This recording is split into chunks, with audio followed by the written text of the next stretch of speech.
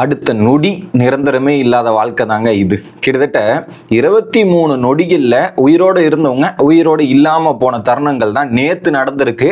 Ahmedabad to London போகிற flight take off ஆகி அந்த ஏர்போர்ட்லேருந்து டேக் ஆஃப் ஆகி 23 செகண்ட்ஸில் அது கிராஷ் ஆகிருக்கு. கிட்டத்தட்ட 242 பேர் அதில் பயணிச்சிருக்காங்க.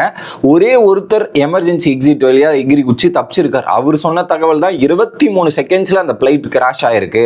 கிட்டத்தட்ட 241 பேர் அஃபிஷியலாகவே இறந்துருக்காங்க. அதுவுமே ரொம்ப கஷ்டமான விஷயம் நமக்கு இருக்குது. அது விஷுவல்ஸ்லாம் நம்மளால் பார்க்கவே முடியல. அந்த அளவுக்கு ரொம்ப கஷ்டமான விஷயமா நடந்திருக்கு.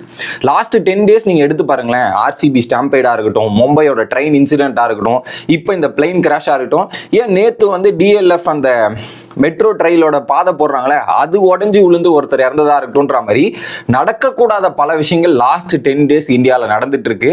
இதெல்லாம் மிக மிக துயரமான சம்பவம். அந்த விஷுவல்ஸ் நம்மளாலே பார்க்க முடியலங்க. அதுல குறிப்பா இன்னொரு விஷயம், குஜராத்தோட எக்ஸிஎம் அதுல போயிருக்காரு.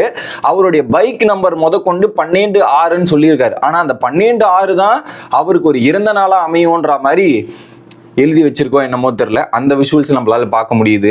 இன்னொரு பக்கம் ஒரு ஃபேமிலி அழகா லண்டனுக்கு போய் செட்டில் ஆகலாம், லண்டன்ல போய் இது பண்ணலான்னு அவர் லண்டன்ல இருந்து ஃபேமிலியை கூப்பிட்டு போறாரு. சந்தோஷமா போட்டோ எடுத்து போட்டாங்க. அடுத்த நொடியே அவங்க எல்லாம் உயிரோடு இல்லைன்னும் போது ரொம்ப ரொம்ப கஷ்டமா இருக்கு. அந்த விஷுவல்ஸ் பார்க்கவே முடியலங்க. இன்னொரு பக்கம் அந்த பிளைன் போய் கிராஷ் ஆன இடமும் எங்க கிராஷ் ஆன இடம் ஒரு கவர்மெண்ட் ஹாஸ்பிட்டலோட ஹாஸ்டல்.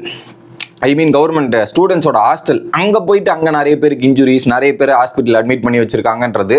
ஸோ இவங்க எல்லாம் என்ன பண்ணுறது? நம்ம வெறும் ப்ரே பண்ண மட்டும்தான் முடியும். நம்மளால இப்போ எதுவுமே பண்ண முடியாத சுச்சுவேஷனில் தான் இருக்கும். இதுக்கப்புறம் இந்த மாதிரி சம்பவங்கள்லாம் நடக்காமல் இருக்கணும் அப்படின்றது தான் வேண்டிக்கணும்னு நான் நினைக்கிறேன். உங்களோட கருத்துக்கள் என்ன அப்படின்றத கமெண்ட்ஸ் பண்ணிடுங்க. அடுத்த வீடியோவில் சந்திக்கிறேன். Bye guys.